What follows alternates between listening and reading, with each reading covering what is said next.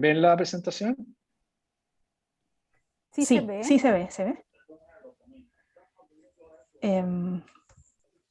Bueno, permítanme unas pequeñas palabras iniciales y luego una presentación. Buenas tardes a todos.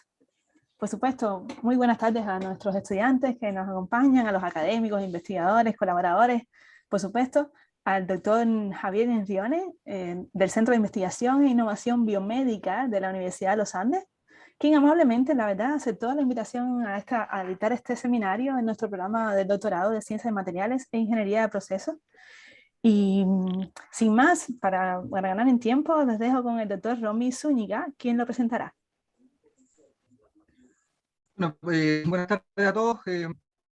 A nuestro invitado, quiero agradecer personalmente, Javier, por aceptar la invitación de hacer una presentación para nuestro Nobel doctorado de la UTEM. Javier Enriones, les cuento para quienes están acá en la presentación. Javier Enriones es ingeniero de alimentos de la Universidad de Santiago. Además, es Master of Science de la Universidad de Nottingham.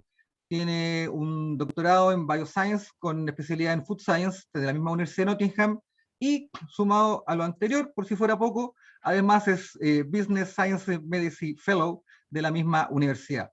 Actualmente Javier es profesor titular de la Escuela de Nutrición y Ética de la Facultad de Medicina de la Universidad de los Andes. Es investigador asociado en el Centro de Innovación de Investigación e Innovación Biomédica de la misma universidad. Es fundador y director del Laboratorio de Investigación e Innovación e Ingeniería en Biopolímeros de la Universidad de los Andes. Es un investigador altamente activo, tiene en su cuerpo ya bastantes proyectos de tipo Fondesit, Corfo, entre otros, múltiples publicaciones y además colaboración activa con centros de investigación tanto nacional como internacional. Agradeciendo nuevamente la presencia de Javier acá con nosotros, la presencia digital en estos momentos. Esperamos luego vernos ahí en vivo, no a través de la pantalla. Los dejo con la charla de nuestro invitado del día de hoy. Javier, muchas gracias. Adelante. Bueno, muchas gracias, Romy, por la amable presentación y también a todo el programa de doctorado por haberme invitado y permitir compartir con ustedes una línea de trabajo que hemos desarrollado en esta universidad, que se genera inicialmente de proyecto Fondesit, ¿cierto?, de iniciación hace siglos atrás, y bueno, y evolucionando, ¿cierto?, desde un enfoque más de materiales a lo más biológico, dado mi incorporación acá en esta universidad, a la Facultad de Medicina y este centro de investigación en biomedicina. Hemos tenido que ir también mirando hacia el tema biomédico, lo que es muy interesante, y nos ha permitido también aprender bastante sobre cómo estos materiales de alguna manera pueden también validarse y eventualmente generar un beneficio a la sociedad, ¿cierto?, más allá de su uso tradicional como, por ejemplo, aditivo alimentario. Este título que propongo acá, digamos, de esta charla, se centra básicamente en gelatinas, ¿cierto?, de baja viscosidad, que son aquellas gelatinas que se obtienen de fuentes animales que están adaptadas al frío, es decir, viven en un ambiente de menor temperatura, que son peces que viven en agua fría, y por lo tanto, evolutivamente, ¿cierto?, su colágeno ha sido adaptado para tener cierta mecánica propia a un ambiente de baja temperatura. Entonces, cuando uno obtiene estas gelatinas, ¿cierto?, estas tienen baja viscosidad, ¿ya? Y eso en general tradicionalmente ha sido considerado como un problema, dado que las gelatinas, como lo voy a indicar más adelante, buscan generar estructura y generar viscosidad, y estas gelatinas de baja viscosidad obviamente que presentan esa limitación. Pero la pregunta que se plantea acá también es decir, bueno, ¿esto es una limitación o eventualmente puede ser una ventaja para aplicaciones que tradicionalmente otro tipo de gelatinas no han podido ser utilizadas?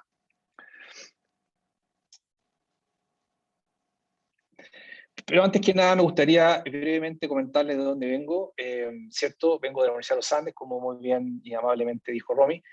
Es un campus que está en literalmente al pie del cerro, en Las Condes, ¿cierto?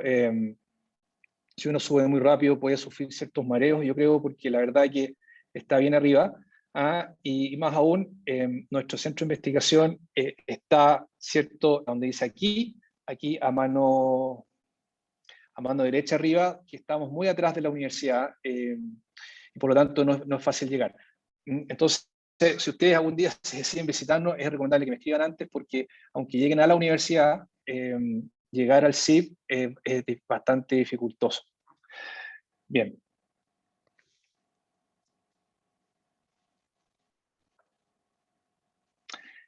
Les voy a comentar brevemente de qué trata el CIP.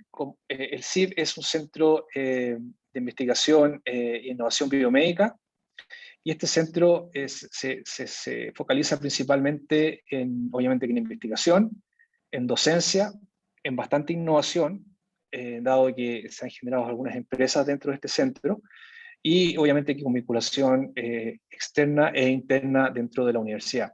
Y lo forman varios grupos, programas, ¿cierto?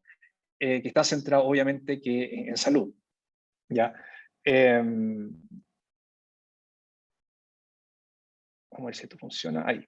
Este centro lo forman 26 académicos, ¿ya? Que son investigadores que son 20 de la Facultad de Medicina y 6 de la Facultad de Odontología, con diferentes niveles de especialización y diferentes disciplinas. Tenemos en el centro, hay bioquímicos, hay biólogos, hay médicos, hay ingenieros también que están trabajando, con la intención de, a través de una mirada interdisciplinaria y multidisciplinaria, poder abordar estos temas que son bastante complejos. Entonces, hay profesores que están liderando, por ejemplo, programas de biomateriales para la salud, por ejemplo, terapia celular, inmunología, biología de la reproducción, etc. En general, globalmente, en este centro trabajan alrededor de 100 personas, ¿cierto? Entre los académicos y personal de algunas empresas que están también asociadas a este centro, estudiantes de doctorado, estudiantes de pregrado y administrativos. Es un grupo bastante grande de personas. En los últimos 5 años se han visto da cuenta de la actividad en investigación que tiene este centro. En los últimos 5 años se han aprobado alrededor de 50 proyectos externos, entre los que se destacan Fondesit, ¿cierto? Fondesit a diferentes niveles dentro de la carrera de investigación, desde iniciación, desde postdoc, iniciación y regular, con un monto bastante importante de recursos. En nivel de productividad también creo que es bastante bueno. En promedio, estos 26 académicos tienen un nivel de productividad en promedio de 3 publicaciones EASY al año en los últimos 5 años. Y también en los últimos 5 años se han presentado digamos 16 solicitudes de patente en diferentes aplicaciones dentro de estos programas que apuntan hacia la salud. Y hay un interés bastante grande dentro de la universidad, junto con generar indicadores científicos como las publicaciones. También hay una inquietud hacia la innovación para, ¿cierto?, impactar el medio de manera, digamos, concreta, y obviamente que se pueda beneficiar finalmente a diferentes grupos de personas relacionadas con las tecnologías que se están desarrollando. Entonces hay un foco bastante grande en lo que es la investigación hacia la publicación, y también un interés bastante grande hacia lo que es la innovación. Acá hay un pequeño desglose, ¿cierto?, de quienes participan en cada uno de los programas de investigación. Como les comentaba, hay desde ingenieros a médicos que están involucrados, y su interacción. Esta foto la saqué recién de una plataforma, y es la actualizada, digamos, y da cuenta del nivel de colaboración que hay entre todo este grupo de personas y investigadores a nivel mundial. Y nuestro grupo pertenece a este programa de biomateriales para la salud, y usted, me imagino que algunos de ustedes conocen a Pablo, que trabaja en el laboratorio, se integró hace poco a través de un proyecto PAI Indy Contardo, y yo, que estamos trabajando en el área biomateriales, biopolímeros para aplicaciones en el área de la nutrición y la biomedicina, con fuerte colaboración con otros colegas en este último punto. Y también hay un colega, Siyad, que él es de Líbano, que trabaja en el área de la odontología. ¿ya? Pero él desarrolla también biomateriales y trabaja en nanotecnología en el campo de la digamos, salud bucal. Bien. Finalmente, en esta pequeña introducción y para contarles también de este centro, es que hay un programa de doctorado en biomedicina que está acreditado. Y este programa se centra principalmente en dos pilares, uno que tiene que ver con ciencia biológica o ciencias básicas, y también con ciencias biotecnológicas o ciencia aplicada. Nosotros estamos relacionados con este último pilar, y ambos forman, hay académicos y líneas de investigación en ambos frentes, y obviamente que financiamiento también en ambos frentes, ¿ya? Financiamiento externo. Y lo interesante es que los estudiantes que llegan a este programa pueden elegir si es que se desarrollan en ciencias biológicas más básicas, ¿cierto? O deciden orientarse a lo que son ciencias biotecnológicas hacia la aplicación. Y aquí en donde quería destacar que se han formado 3 spin-offs de este centro que están hoy día funcionando. La más antigua es Cell4Cells, que se centra en terapia celular. Regenero, que también está relacionado con este último campo de aplicación, y Prognostica, que se centra en la obtención de biomarcadores para predecir patologías durante el embarazo de manera temprana. Y entonces los estudiantes pueden, como les digo, poder desarrollar sus tesis en cada uno de estos emprendimientos, buscando quizá un contexto aplicado, ¿cierto? Y orientado a resultados que puede ser en general distinto o no tan, digamos, obvio dentro de un programa de doctorado en biomedicina. Entonces, la intención finalmente es que la investigación que se desarrolla en este centro pueda eventualmente llegar a la clínica, ¿ya? Y de ahí está el interés y el nombre de biomedicina, es decir, hacia la aplicación clínica. Pero en general estos programas siempre se centran en ciencias biológicas más básicas, y por lo tanto acá se da este enfoque aplicado hacia la formación. Bien.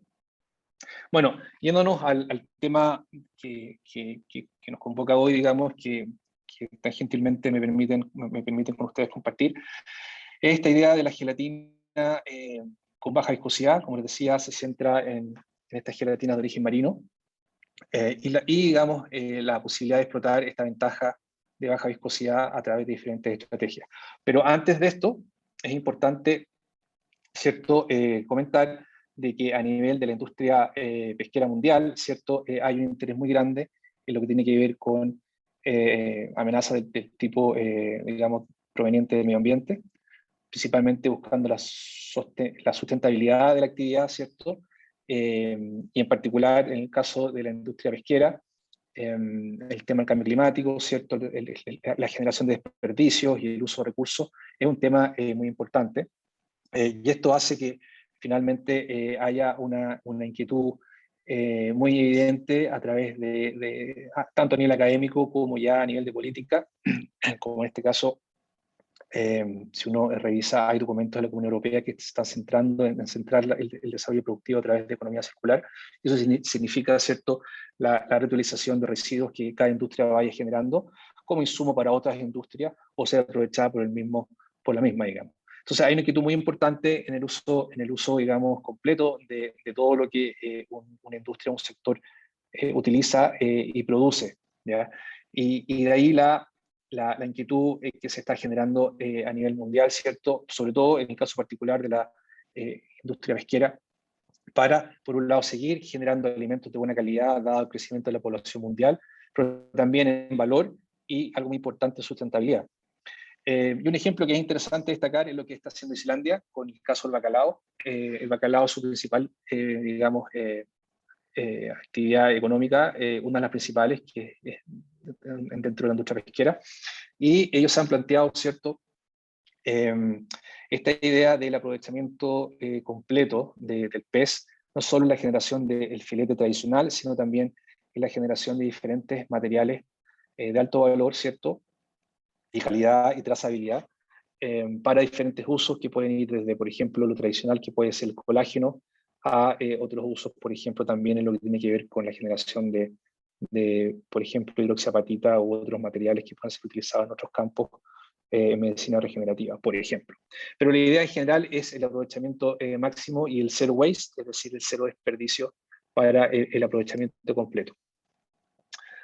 Y aquí está la idea nuevamente de este uso, de esta economía circular, ¿cierto?, que tiene que ver con el aprovechamiento que comentaba, el aprovechamiento completo que comentaba recién. Entonces, en realidad uno puede finalmente ver al pez, ¿cierto?, no como una fuente de proteína de alto valor desde el punto de vista nutricional, sino también como una fuente de calcio, por ejemplo, o otros productos que pueden ser utilizados en diferentes industrias para el aprovechamiento completo del bacalao. Entonces, este es un ejemplo interesante que eventualmente pudiéramos nosotros mirar con atención.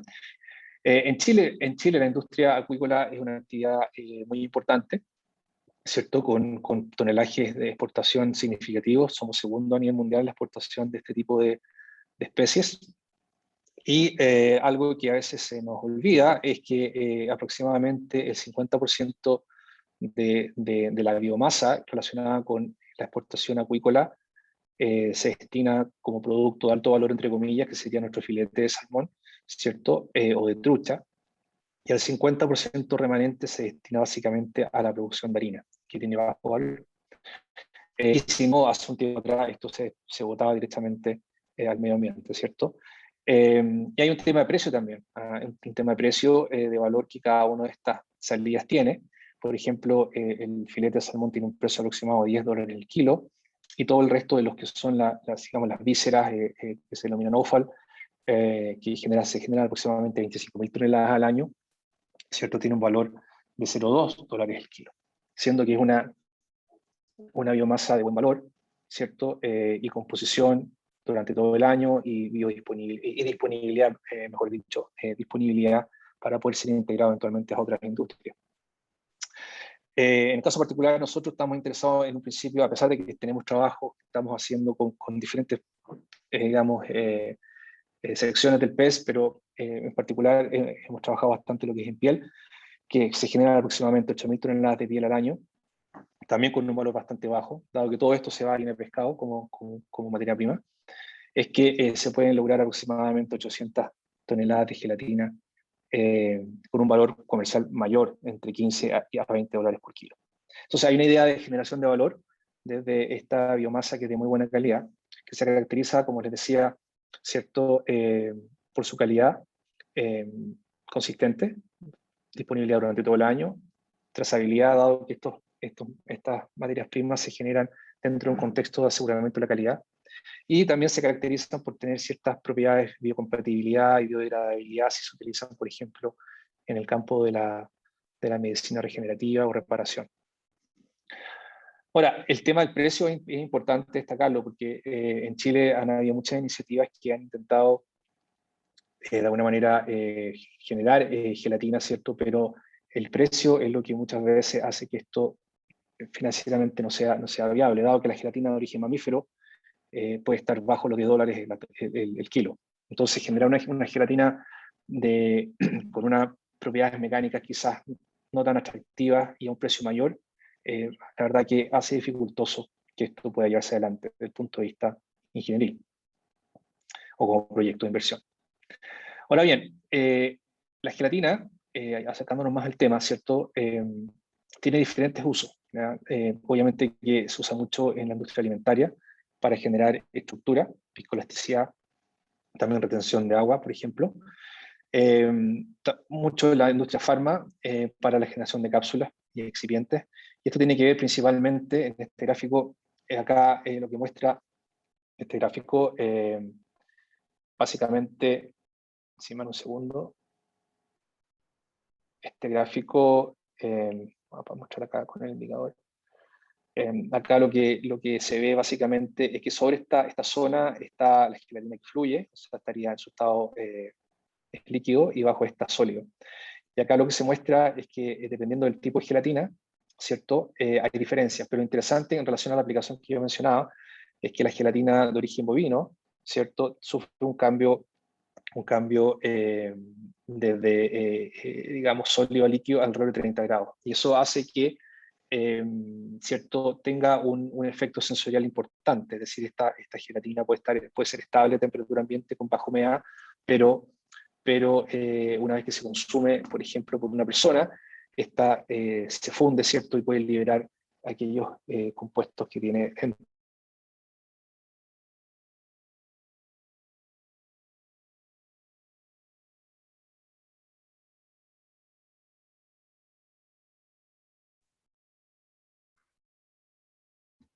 Hola, me quedé sin escuchar.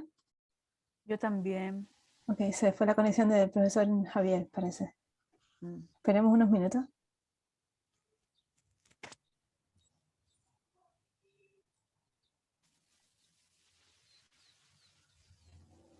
Ups, se fue la conexión. Hola, Romy. Sí, no, claramente se cayó, pero Esperemos, seguramente puede entrar. no, claro, y por mientras se puede pausar la.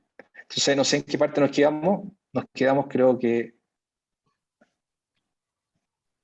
¿Nos quedamos por aquí? Sí, explicando el cambio de temperatura a 30 grados, sí. Claro. Ah, perfecto. Entonces, sí, bueno, entonces acá lo interesante es que hay cierta diferencia entre diferentes especies de origen, ¿cierto? La temperatura a la cual esta gelatina va a ser líquida o va a ser sólida, ¿ya? Entonces, ahí que la gelatina de origen marino es menor generalmente la temperatura a la cual esta transición ocurre.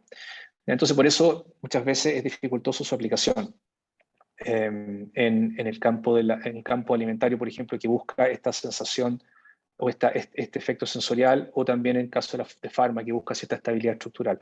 Ahora, pero hay otras funciones interesantes de la gelatina que tienen que ver, por ejemplo, en biomedicina, dado de que la gelatina cuenta con ciertas secuencias o ciertos motivos relacionados con aminoácidos que están presentes, que favorecen la adhesión celular.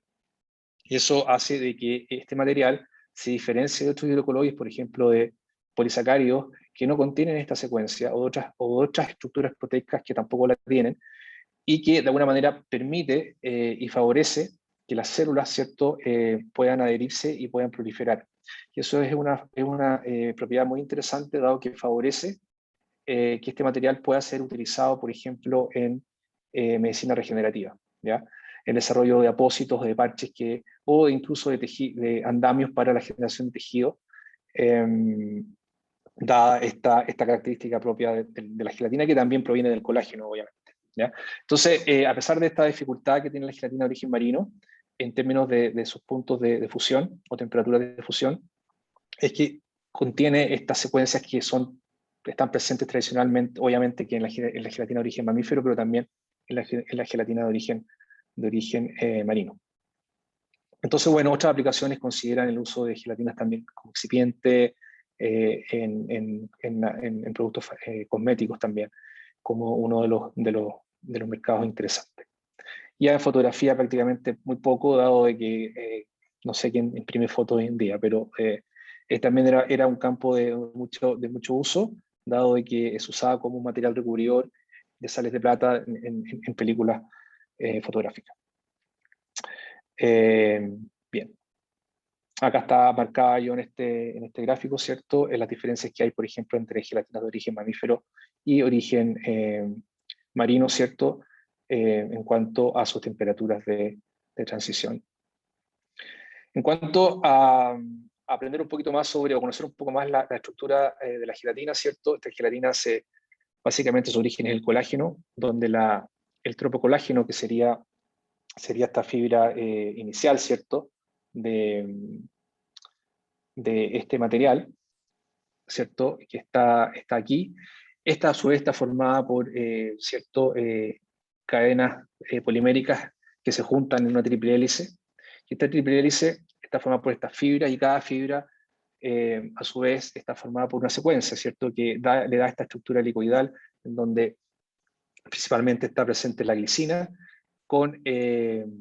de manera, digamos, alternada a 3 residuos de aminoácidos. Está la glicina, y en las posiciones X y Y, generalmente por lo que es prolina y hidroxiprolina, ¿ya? Ahora bien, acá abajo también se puede ver en esta tabla, ¿cierto? Diferencias que se dan entre, acá tenemos oseína bovina, de mayor peso molecular, perdón, de menor peso molecular y mayor peso molecular, extraída bajo diferentes condiciones, comparada con especies marinas de origen de agua tibia, ¿cierto? Como es el merluin y la tuna, y comparado con una especie de agua más fría como es el bacalao, ¿ya? Entonces se puede ver algunas diferencias en lo que es el peso molecular, también diferencias en el peso molecular promedio, el número de peso molecular promedio, ¿cierto?, que hay entre cada una de ellas, y también en lo que tiene que ver con la polidispersidad en cuanto a la distribución de pesos moleculares, que al parecer en este caso particular, en el caso del bacalao, es un poco mayor en relación a lo que es la gelatina de origen bovino. Interesante también tiene que ver, digamos, interesante también es el valor del punto isoeléctrico, ¿cierto? Que dependiendo del tipo de proceso de extracción que uno haga, si es alcalina o es ácida, vamos a obtener puntos isoeléctricos que son distintos, y esto tiene impacto eventualmente en lo que es la solubilidad, por ejemplo, en agua, dado de que las gelatinas van a tener diferentes potencias zeta dependiendo del pH del medio. Ahora, como les decía, se muestra acá, ¿cierto?, que dependiendo del tipo de extracción, si es básica o alcalina, se van a obtener puntos isoeléctricos diferentes. Ahora, una vez que esta gelatina está denaturada, porque finalmente la gelatina es una molécula del colágeno, ¿cierto?, que está parcialmente hidrolizada, es decir, estas cadenas formadoras de la triple hélice se separan, ¿cierto? Y lo que sucede cuando se enfría es que el nivel de energía libre es tal de que se favorece la asociación y formación de estas nuevas triple hélices, digamos, de alguna manera, siguiendo esa estructura nativa del colágeno. Obviamente que la estructura no va a ser igual, pero tiende a formar estas triple hélices que forman esta red y finalmente atrapan agua, generando estos hidrogeles cuando se baja la temperatura. Esto se puede medir, ¿cierto? Y se puede medir, por ejemplo, con AFM, y se ve claramente que cuando yo caliento estas fibras, ¿cierto?, se separan entre sí, versus cuando yo envejezco un gel, por ejemplo, a 5 grados durante un tiempo determinado, y puedo ver que estas estructuras forman una red.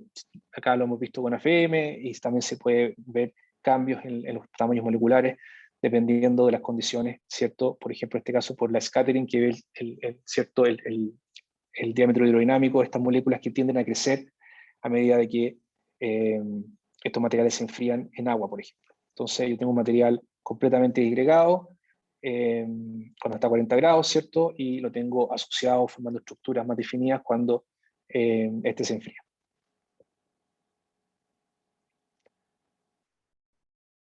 Ahora, en términos de las diferencias, nuevamente, entre aquella funcionalidad principal que se espera de la gelatina, que es, por ejemplo, la generación de estructura y aumento de la viscosidad o control de la viscosidad, es que uno de los parámetros más importantes es la fuerza de gel.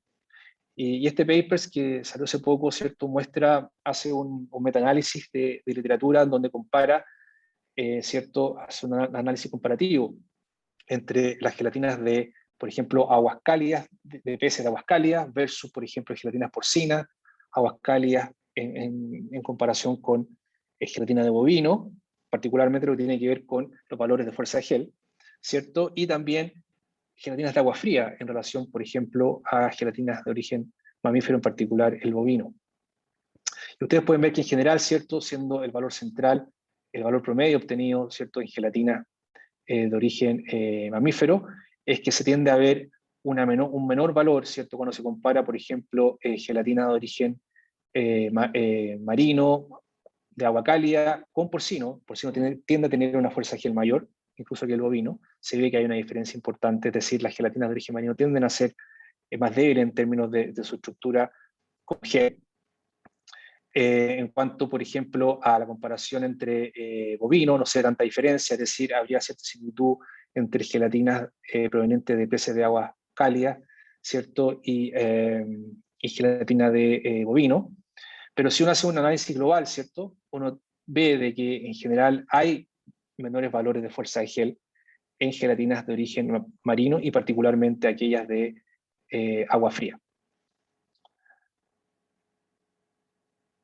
Y esto se puede observar claramente cuando uno hace estudios de viscosidad, por ejemplo, y compara la gelatina, por ejemplo, de salmón y la de porcino, y uno ve claramente que a medida que yo enfrío, si yo parto 40 grados y enfrío, y llego hasta 10, veo de que la gelatina de origen de salmón, ¿cierto?, se mantiene en su viscosidad muy baja, pero la gelatina de porcino, la viscosidad aumenta de manera muy importante.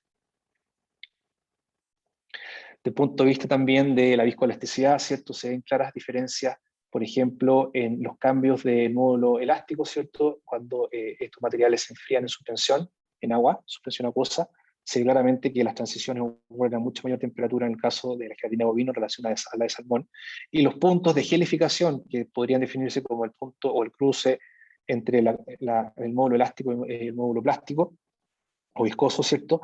Es que en el caso de la gelatina de bovino es bastante mayor que la gelatina de salmón. Es decir, la gelatina de salmón mantiene una viscosidad o mantiene un carácter líquido, ¿cierto?, en un amplio rango de temperatura en relación a la gelatina de bovino, que tiende a cambiar de manera muy abrupta en rango de temperaturas más cercanos a los 20 grados. Entonces aquí uno puede ya empezar a pensar de que quizá la gelatina de salmón nos puede permitir el desarrollo de ciertas aplicaciones o el uso en ciertas aplicaciones donde puede ocurrir cambios de temperatura importantes y se busque mantener una viscosidad de manera más o menos estable, ¿ya? En vez de verlo como una desventaja, pensar quizás a pensar de que a lo mejor este material puede ser útil en ciertas aplicaciones, no así la gelatina de origen mamífero. Bueno, y esta diferencia, ¿cómo se explica? Bueno, es conocido de que estas diferencias se podrían explicar en principio, ¿cierto?, por las diferencias que existen entre prolina y hidroxiprolina, que son estos aminoácidos que se conoce hoy que lo que promueven es la formación de triple hélice en la gelatina una vez que se logra cierta temperatura. Es decir, mayor presencia de prolina y hidroxiprolina promueve una mayor formación de triple hélice que dan estabilidad al hidrogel una vez formado, ¿ya? Y aquí ustedes pueden ver las diferencias que hay entre, por ejemplo, la gelatina de origen porcino, en cuanto a la cantidad de particularmente hidroxiprolina, ¿cierto? Y la gelatina de bacalao. Acá hay un gráfico, ¿cierto?, que relaciona estos valores de prolina y hidroxiprolina a la formación de triple hélice medido por rotación óptica, que es una técnica que permite determinar la presencia de triple hélice, ¿cierto? En un paper que es bastante clásico relacionado con esta caracterización. Y lo que muestra acá básicamente es que si yo empiezo a enfriar una gelatina, ¿cierto? Por ejemplo, la gelatina de bovino, va a aumentar de manera muy importante la formación de triple hélice presente en el hidrogel, comenzando alrededor de los 30 grados, 25 grados. Luego vienen tuna y melgreen, ¿cierto?, que son especies cálidas, ¿cierto?, marinas. Y finalmente, yo tengo que llegar a mucho menor temperatura en el caso del bacalao para que se forme esta cantidad necesaria de triple hélice para formar este hidrogel y aumentar la viscosidad del sistema. Acá hay otro gráfico que muestra ¿cierto?, la cantidad final de triple hélice luego de un periodo largo de envejecimiento de este hidrogel en el tiempo, a diferentes temperaturas, y se ve claramente que cuando en el caso del bacalao, ¿cierto?, se requiere una menor temperatura, y que a medida que yo bajo la temperatura, esta cantidad de triple hélice final, una vez envejecido el material, es mayor. Es decir, estos geles que uno forma, que uno cuando prepara un postre en la casa, ¿cierto? Si uno pudiera envejecer ese postre de manera, digamos, hermética, la rigidez de ese gel va a aumentar en el tiempo. No es que en el periodo de que uno lo consume, el gel va a tener una propiedad mecánica terminal. Acá se ve claramente de que dependiendo de la temperatura y dependiendo del tiempo, este envejecimiento va a ser mayor, ¿cierto? Y va a ser distinto si es que estoy trabajando con una gelatina de origen mamífero o una de origen marino, particularmente de agua fría.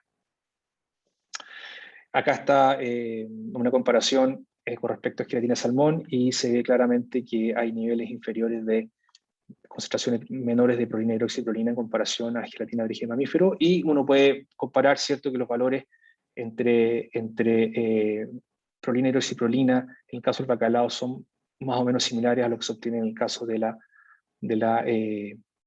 salmón, de la gelatina de salmón, dado que ambas especies están en un contexto marino frío. Ahora, ¿cómo se puede entonces mejorar estas propiedades, ¿cierto? O esta funcionalidad, si vemos que la gelatina de origen marino tiene una baja viscosidad, tiene una baja fuerza de gel, ¿cómo se puede mejorar esta funcionalidad? Bueno, hay diferentes estrategias, digamos, que están disponibles. Una es modificación enzimática. Esta modificación enzimática, ¿cierto?, lo que busca es generar complejos entre aminoácidos que están presentes, particularmente la lisina, a través de una serie de pasos, ¿cierto?, que favorecen el entrecruzamiento intermolécula, intercadena y entre cadenas, entre grupos de cadenas, ¿cierto?, para estabilizar. También está, por ejemplo, la modificación química, que usa, por ejemplo, se usa glutaraldehído como material entrecruzante, ¿cierto? Para unir diferentes grupos, particularmente grupos aminos que están presentes, va a depender de los aminoácidos que son ricos que tienen estos grupos libres de aminos, por ejemplo, la lisina, que están presentes ahí. También hay formación de grupos químicos a través de la estimulación, de la activación de grupos carboxilo, ¿cierto?, que pueden estar presentes en gelatina o incluso en polisacáridos para la estabilización y entrecruzamiento, ¿cierto?, de manera controlada. Esto permite finalmente generar cierto control en lo que tiene que ver, por ejemplo, con el swelling. Mientras yo más entrecruzo, el swelling tiene que ser mayor, es decir, la capacidad de absorber agua es menor porque el gel está mucho más estabilizado, ¿cierto? Y también se puede controlar de manera bastante precisa lo que es la relación del esfuerzo con la deformación. Si aumento el nivel de entrecruzamiento, voy a tender a generar un gel más rígido, ¿cierto? Y por lo tanto, se pueden desarrollar aplicaciones dependiendo de este tuning que puede hacerse de la estructura de la gelatina. Ahora, el problema de estas estrategias es que son bastante consumidoras de tiempo y son caras, particularmente las modificaciones enzimáticas y también lo que tiene que ver con la modificación química. También en exceso puede generar citotoxicidad, es decir, estos grupos químicos que se ingresan a la cadena polipeptídica de la gelatina, puede generar ciertos efectos negativos a nivel biológico en exceso, ¿ya? Entonces, pueden haber otras estrategias que permiten un entrecruzamiento quizás un poquito más ágil de la cadena. En este caso, como ejemplo, está lo que es la producción de gelatina metacriloil, que lo que se busca es la adición de grupos metacrilato a la gelatina, ¿cierto? Para vía del fotoentrecruzamiento mediante la reacción de radicales en presencia de fotoiniciadores se pueda controlar, ¿cierto?, el nivel de entrecruzamiento que puede generarse de manera bastante más precisa que las estrategias anteriores que yo les comentaba, para generar estructuras con propiedades mecánicas definidas. Esto se puede cuantificar de manera bastante fina, digamos, a nivel, por ejemplo, a nivel de químico, por ejemplo, utilizando Solid State NMR, ¿cierto? Identificando claramente los grupos relacionados a lo que es la lisina, que tiende a disminuir a medida que se empieza a entrecruzar, dado que los grupos metacrílicos reaccionan con las aminas terminales de lisina, y por lo tanto la lisina tiende a disminuir a medida que la funcionalización aumenta, y también la presencia de grupos, digamos, acriloil, digamos, metacriloil, que se empiezan a sumar a la cadena, y eso también se puede cuantificar, por ejemplo, como se indica en este gráfico. Esto se puede medir, como les decía, lo que es la funcionalidad. Uno puede lograr diferentes grados de funcionalidad dependiendo de la concentración de grupos metacriloil que se pueden ir adicionando, y se puede determinar con precisión el grado de metacrilación, que es muy importante.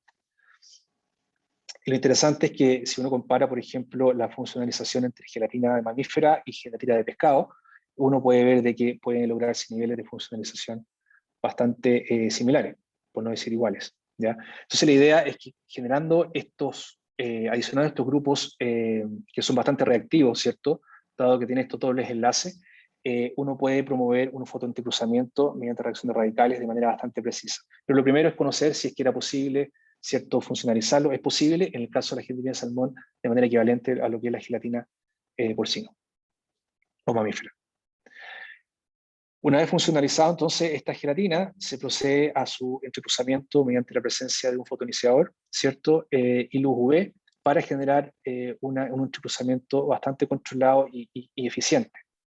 Entonces, si ustedes pueden ver este gráfico acá, si yo tengo gelatina de agua fría, por ejemplo, Este paper se centraba básicamente en esta gelatina comercial que vende Sigma Aldrich, que es gelatina, se denomina gelatina de agua fría, es indefinida, tiene muy baja viscosidad.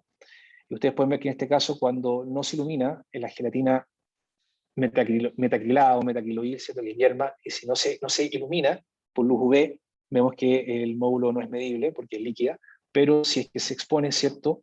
A luz UV, vemos que hay un aumento importante en el módulo. Y obviamente que el módulo va a depender de qué nivel de entrecruzamiento se pueda aplicar. Entonces, a medida que yo funcionalizo o entrecruzo de manera más significativa o mayor, voy a tener un módulo mayor en relación a si yo entrecruzo con menos cantidad de grupos, ¿cierto? Voy a tener una gelatina con un módulo menor. Entonces, es interesante que con precisión uno pueda de alguna manera controlar, ¿cierto? Este grado de entrecruzamiento. También obviamente que depende del tiempo de luz, ¿cierto? La potencia de la luz, el tiempo de exposición, etc. Hay otras variables que también están presentes acá. Presencia de fotonizador, etc. Pero en general, manteniendo constantes las variables anteriores y solamente variando el nivel de funcionalización, uno puede controlar de manera bastante precisa, en general, el módulo de una gelatina. Entonces, como idea general, uno puede ahora afirmar, bueno, uno puede extraer la gelatina de origen marino, particularmente salmón en nuestro caso, ¿cierto? Sabemos de que la viscosidad es bastante baja, en un rango amplio de temperatura. Las desventajas están claras, ¿cierto? Tenemos menores propiedades mecánicas que no son comparables a la gelatina de origen mamífero. Tenemos un mayor costo, ¿cierto? Dado que esta gelatina cuesta más producirla por un tema de economía de escala, principalmente. Pero pueden haber ciertas ventajas pensando en que hay una ventana de uso de temperatura mayor a aquella comparada con la gelatina de origen mamífero, ¿cierto? Dado que es bastante líquida en un amplio rango de temperatura y por lo tanto es bastante estable técnicamente, y a niveles de concentración mayor. Es decir, yo puedo usar concentraciones altas de esta gelatina y voy a seguir teniendo un material líquido, más viscoso, pero líquido. Podemos metacrilarla, ¿cierto? Podemos funcionalizarla y podemos generar cross-linking que permitan estabilizarla, ¿cierto? Dependiendo de la aplicación de interés. Acá claramente se muestra a través de este gráfico donde podemos, ¿cierto?, determinar qué módulo de Young nosotros o módulo de elasticidad podemos lograr dependiendo del grado de funcionalización que elijamos. Y lo interesante es que en este caso ustedes pueden ver el módulo de Young, ¿cierto? Es bastante equivalente entre gelatina de salmón, que está entrecruzada, y la de bovino, que está entrecruzada. La de bovino, perdón, siendo un poquito mayor, pero en definitiva podemos tener un material que, estando funcionalizado, tiene muy baja viscosidad, pero que una vez entrecruzado puede llegar a valores de mecánicos, digamos, similares a lo que es la gelatina de origen mamífero. Ahora bien, pensando lo anterior, es que luego de conversaciones de pasillo con colegas acá en la universidad, y nosotros venimos trabajando con gelatina de salmón bastante tiempo, habíamos empezado a funcionalizar, es que salió la idea con colegas de acá, ¿cierto?, que ya también tenían experiencia en funcionalización y en entrecruzamiento de gelatinas de origen mamífero. Es decir, bueno, podemos explotar esta idea de usar una gelatina de baja viscosidad que, funcionalizándola, permitiría llegar a niveles de módulo o de fuerza de gel equivalentes a gelatinas de origen mamífero. ¿Qué aplicación podría ser interesante? Bueno, y aquí viene esta digamos, este enfoque interdisciplinario y la fortuna de poder tener colegas de otras disciplinas cerca, en donde sale la idea, bueno, ¿qué te parece si es que somos capaces de generar algún tipo de estructura o andamio que pueda favorecer la generación de órganos, dada la ventaja que es un material biológico? La gelatina tiene estos motivos, ¿cierto?, que favorecen la adhesión y la proliferación celular. Es un material biodegradable. ¿Por qué no intentar utilizar esta gelatina de salmón para una aplicación de ese tipo? Y esto responde básicamente esta idea de generar o de apuntar a medicina regenerativa. Se construye básicamente sobre esta idea de que la demanda de órganos, ¿cierto?, versus la disponibilidad va a seguir aumentando. ¿cierto? O sea, pensando en que la necesidad por falla digamos, de órganos, ¿cierto? Va a seguir aumentando dado el envejecimiento de la población y la disponibilidad, digamos, va a seguir siendo muy similar. Entonces, se propone, ¿cierto? Y no es un tema nuestro, esto es un tema a nivel mundial, ¿cierto? Y de ahí la actividad, digamos, una investigación muy importante que se está haciendo en medicina regenerativa y en biofabricación, es que dada la tecnología hoy en día en cuanto a poder a ser capaces de poder mapear el cuerpo, ¿cierto? El organismo a nivel bastante fino y poder generar estructuras tridimensionales, el que se propone, ¿cierto? Es que en el futuro no tan lejano se puedan bioimprimir órganos en función de aquellos requerimientos propios de cada paciente, ¿ya? Pero para esto se requieren andamiajes, así que se requiere tener una estructura tridimensional donde células de diferentes tipos puedan de alguna manera regenerarse. Las tecnologías que se ocupan en general se basan en extrusión y vamos a ver cuáles son las limitaciones de este tipo de tecnología de impresión 3D, que es la típica tecnología de impresión de que uno encuentra en estas impresoras que se venden en Falabella, ¿cierto? Donde uno imprime un polímero sintético y genera una estructura a través de fotocurado. La idea es similar, pero vamos a ver que las limitaciones de este tipo en cuanto a la generación de órganos es importante. Entonces, como solución, como les comentaba, se propone, entonces, bueno, con respecto a esta necesidad de órganos, ¿cierto? ¿Por qué no bioimprimir? ¿Ya? Y como les decía, en las tecnologías de impresión, en general se basan en lo que es la extrusión, que es un filamento que se deposita capa sobre capa, ¿cierto? Para generar una estructura tridimensional. Pero el problema de esto es que, ¿cierto? Si uno piensa un poco más en cuanto a un órgano, este es un ejemplo de piel, ¿cierto? Es una estructura muy compleja donde hay diferentes tipos de células, ¿cierto? Y donde los constructos en cada capa son de complejidad distintas y requieren performance mecánicas también diferentes y tienen que generar también un ambiente favorable a la proliferación celular. Entonces es un tema bastante complejo y de ahí que se requiere otro tipo de tecnología de impresión que permitan generar esta complejidad a nivel de la escala o de resolución que se necesita, ¿ya? Una impresión a través de extrusión, uno puede quizás comprenderla como una foto de baja resolución y las impresiones que se logran a través de tinta, que es una tecnología muy similar a lo que se obtiene en la impresora en casa, ¿cierto? Cuando uno imprime papel que es de tinta, puede considerarse, por ejemplo, como una foto de alta resolución. Entonces la idea básicamente es decir, bueno, ¿por qué no se está trabajando de manera más amplia en cuanto a generar bioimpresos, ¿cierto? O impresos con tecnologías de alta resolución. Bueno, el problema es evidente, ¿cierto? Porque recuerden de que ustedes para generar un material que sea imprimible para tejido tienen que cumplir una serie de características que vamos a ver ahora que hacen de que la impresión por tinta, por microgotitas, sea muy difícil de cumplir. Se puede realizar a través de materiales sintéticos con propiedades muy controladas, pero con materiales que sean biológicamente activos, biodegradables, biocompatibles, es mucho más difícil el desafío.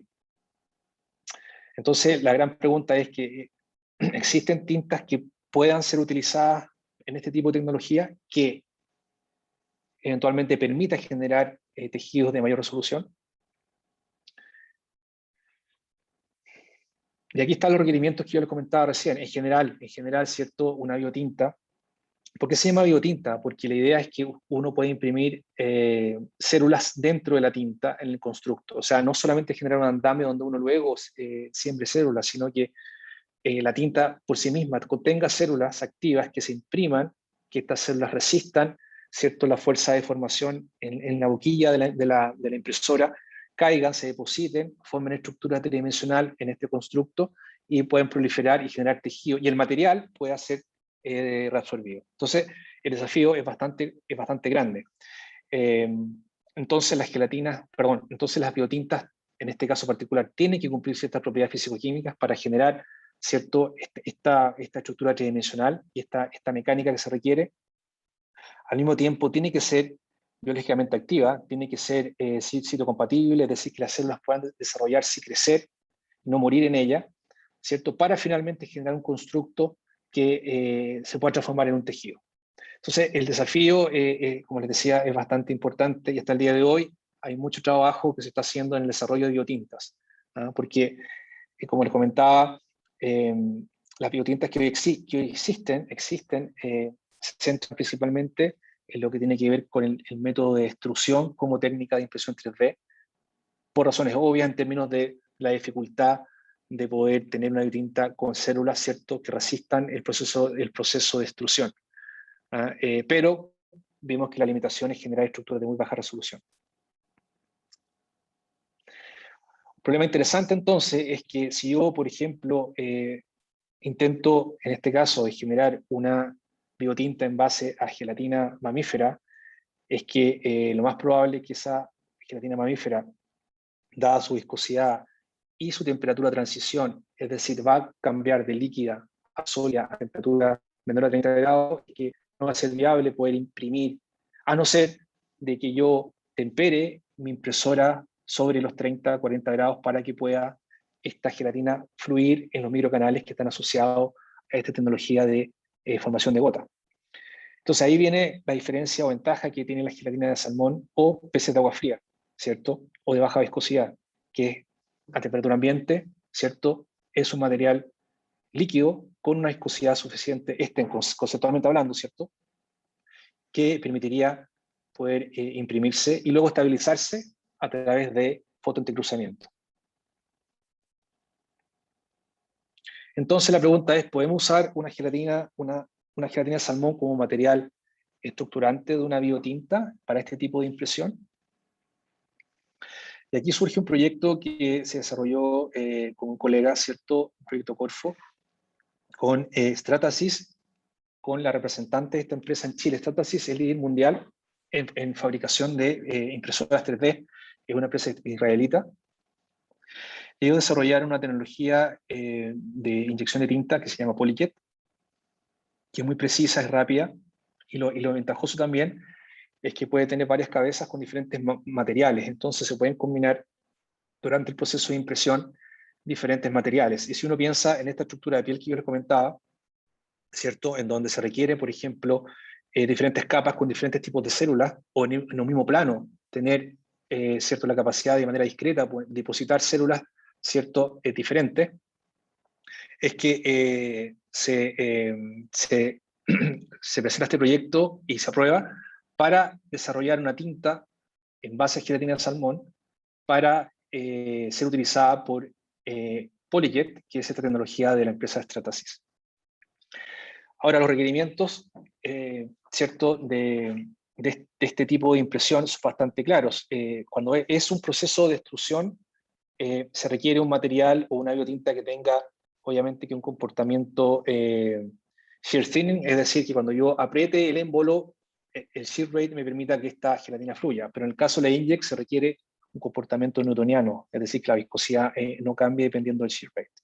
Se requiere una baja viscosidad, se requiere obviamente que una baja tensión superficial para la formación de gota y evitar la formación de un filamento, y obviamente que también una estabilidad estructural post-deposición, ¿cierto?, de la superficie, y un aspecto clave que es la biocompatibilidad. Esos eran, digamos, los requerimientos generales que se plantearon al inicio del proyecto. Entonces se partió, digamos, produciendo gelatina de salmón metacrilada, ¿cierto? Entonces nosotros desde nuestra piel de salmón generamos nuestra gelatina, luego se funcionalizó esta gelatina, ¿cierto?, con anhidro metacrílico para generar esta gelatina yelma funcionalizada, perdón, y fotoentrecruzable. Estos procesos ya están súper estandarizados dentro del laboratorio. Y se evaluó, ¿cierto?, mediante técnicas como OPA, que lo que mide son las aminas libres que están de lisina, es decir, cuando la gelatina se funcionaliza, esas aminas libres van a disminuir. Entonces una gelatina que está completamente funcionalizada prácticamente no va a tener ningún grupo amino libre de lisina porque va a estar comprometido en la funcionalización.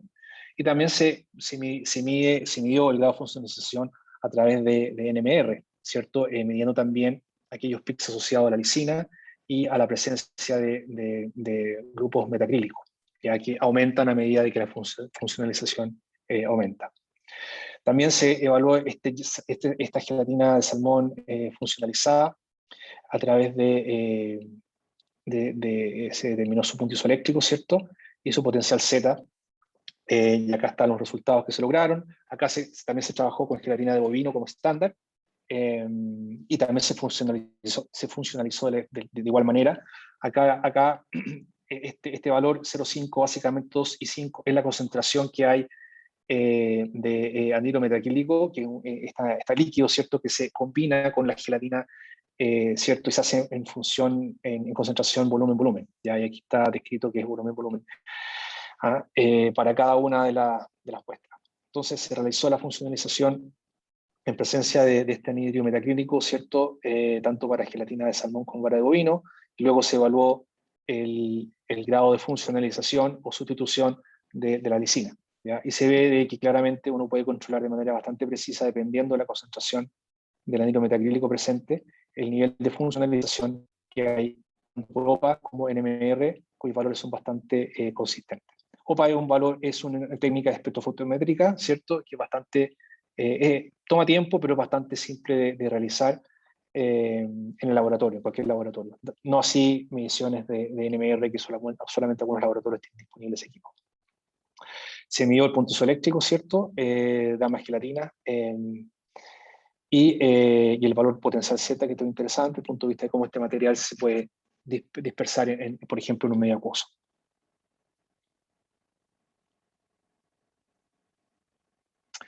Luego se evaluó, ¿cierto? Una vez que este material se entrecruzó, ¿cierto? Se evaluó las propiedades mecánicas, ¿cierto? De este material. Las condiciones de entrecruzamiento no las tengo acá, son bastante estándares, las puedo compartir si a ustedes les interesa, pero básicamente es un tiempo de exposición en luz, que lo vamos a ver un poquito más adelante, y con un cierto wattaje, ¿cierto? Una cierta potencia de una luz, iluminación UV. Bueno, acá se ve claramente de que cuando yo tengo un bajo grado de entrecruzamiento, bajo grado de funcionalización, ¿cierto? Tengo un menor nivel de entrecruzamiento y por lo tanto tengo un módulo, digamos, menor, comparado con 2, 5 y 10%, ¿cierto? De funcionalización. ¿Ya? Es interesante destacar que en el caso del salmón, cuando no estaba funcionalizada, la gelatina no se pudo medir el módulo de compresión porque estaba líquida. ¿Ya? La gelatina, digamos, nativa, sin funcionalizar. Y la gelatina, obviamente que sin entrecruzar, también estaba líquida. Pero lo interesante acá, que yo se los comentaba antes, es que los valores de módulo son bastante equivalentes entre gelatina de bovino y de salmón una vez que se entrecruza. Entonces tengo un material muy líquido, gelatina de salmón con muy baja viscosidad, pero puedo lograr valores, como les decía antes, también de módulo bastante equivalentes a lo que es una gelatina de origen mamífero. También se evaluaron las propiedades térmicas, ¿cierto? Mediante calorimetría diferencial de barrido, y se vio que en general las temperaturas de fusión no cambiaron, bueno, son diferentes entre las especies, obviamente, ¿cierto? Siendo mayor la gelatina de bovino, dado que hay mayor cantidad de triple hélice, como les comentaba, en relación a la presencia de prolina y hidroxiprolina. Y claro, y si comparamos también los valores del TH, que está asociado a la cantidad de triple hélice, como les decía, es mayor en la gelatina de bovino. Este delta H es el área bajo la curva que está asociado al melting. Y también hay una diferencia importante en el delta T, que sería el onset y el endpoint de la transición de fusión, ¿ya? Siendo más amplia la de bovino, dado que hay una distribución mayor probablemente de triple hélice que están formadas. Ahora, si comparamos con la gelatina en metacridad 10, vemos que las temperaturas dentro de la misma especie, si es que está funcionalizada o no funcionalizada, no cambia. ¿Cierto? No es significativa la diferencia, pero sí habría cierta diferencia en la entalpía, y esto probablemente tiene que ver con que el proceso de funcionalización, dado que el anhidro metacrílico es bastante, tiene un pH bastante bajo, baja el pH de la suspensión, es probable que haya un grado de hidrólisis que acorte, haya una pequeña disminución del peso molecular de la gelatina. Esa es una hipótesis. La otra es que estos grupos funcionales que se agregaron a la cadena, ¿cierto?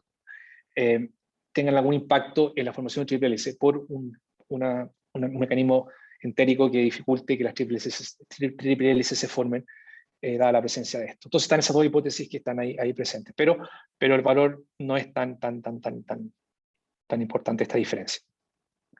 También se evaluó estos hidrogeles que se formaron acá entrecruzados, se liofilizaron y se evaluó también la microestructura y se vio que a mayor grado de funcionalización había una pequeña disminución en el tamaño poro, y eso tiene que ver también quizás con que este hidrogel tiene una menor viscosidad cuando está funcionalizado, ¿cierto? Por este efecto que les comentaba de menor formación de triple hélice, y por lo tanto puede que en el momento de la liofilización haya habido una reducción del tamaño poro cuando estaba funcionalizado en relación a la gelatina que estaba con menor grado de funcionalización. También se evaluó la cinética de entrecruzamiento en función del tiempo de exposición a la luz y se ve que es bastante similar, no hay diferencias importantes, significativas entre la gelatina con diferentes grados de funcionalización, gelatina de salmón, y entre especies salmón bovino, ¿ya? El entrecruzamiento es muy rápido y esto es importante que se está pensando en la impresión, ¿cierto?, de gotitas.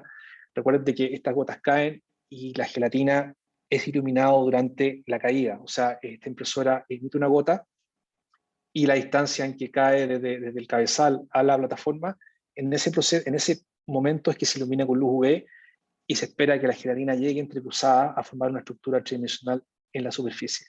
Por lo tanto, el tiempo es muy importante y la ventana de tiempo que se observa acá, ¿cierto?, es bastante corta, por lo tanto se puede lograr un nivel de entrecruzamiento bastante rápido.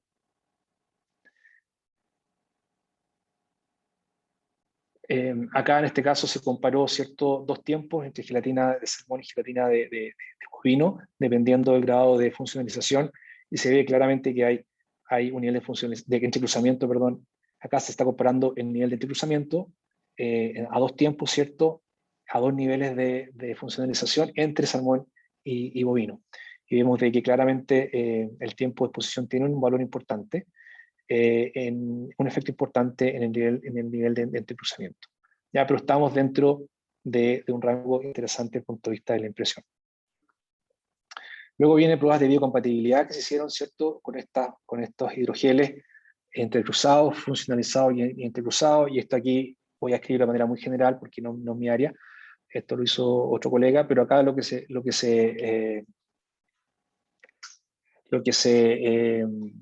hizo fue básicamente en un grupo de 4 ratones, se le hizo una incisión en el dorso, ¿cierto? Se implantó un hidrogel de gelatina de salmón entrecruzada y se esperó 14 días, ¿cierto? Y luego esos 14 días se sacrificó el ratón, se extrajo estos hidrogeles, ¿cierto? Se evaluaron los hidrogeles y principalmente se sacaron los ganglios, ¿cierto?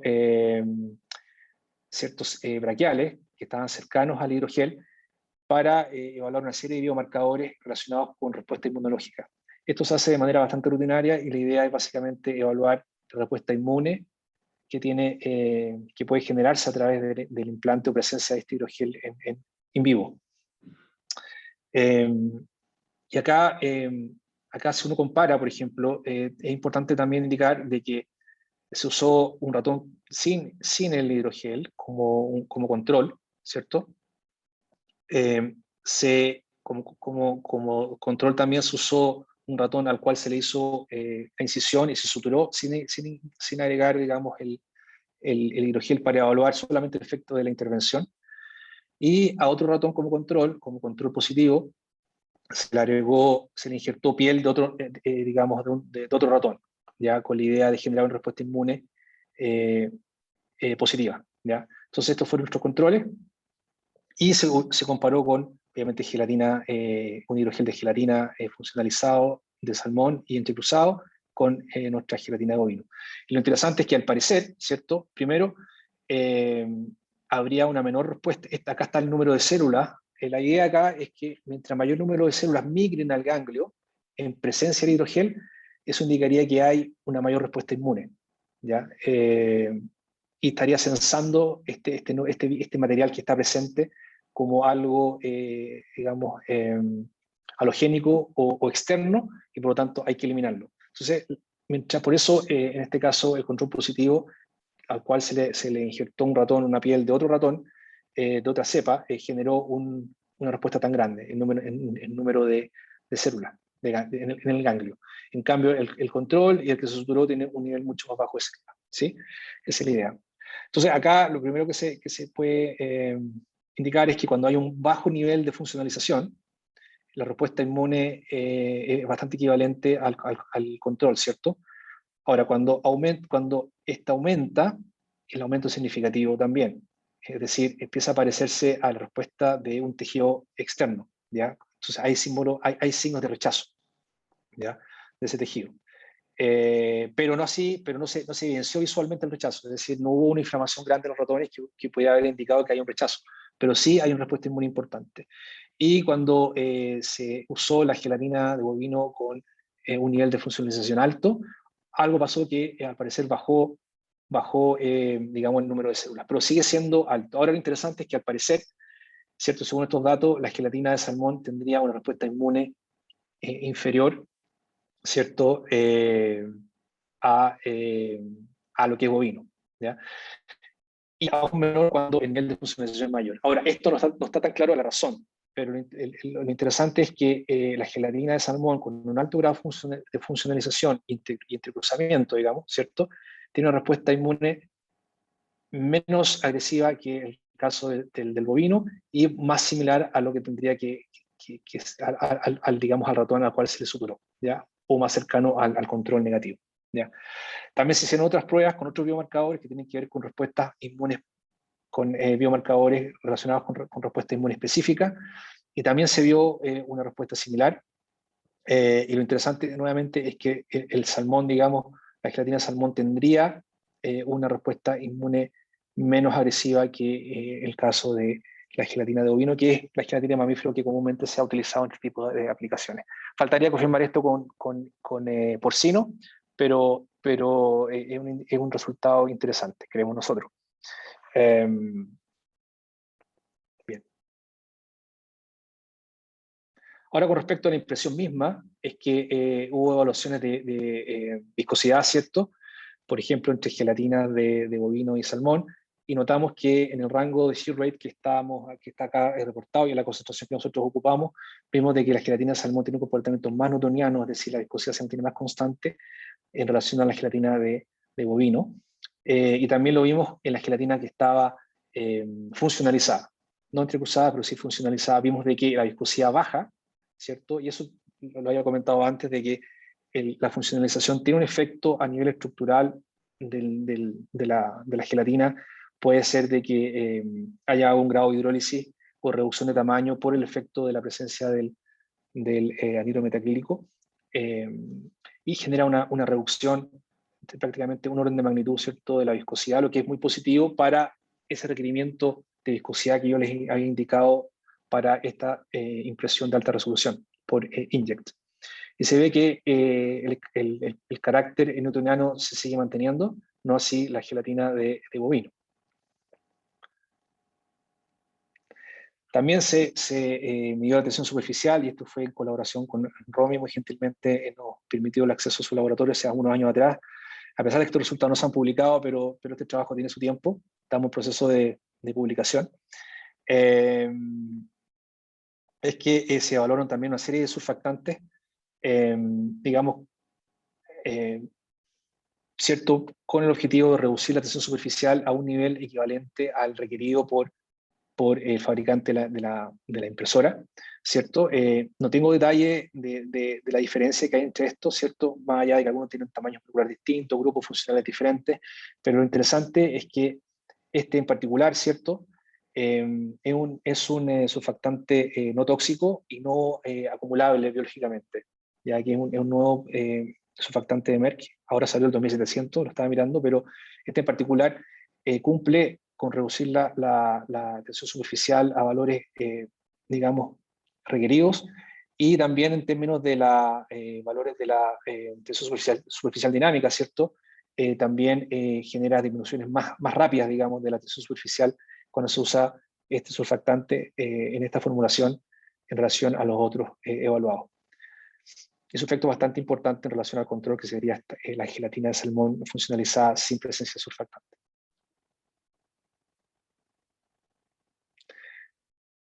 Luego se hicieron pruebas de impresión, ¿cierto? Y formación de gota.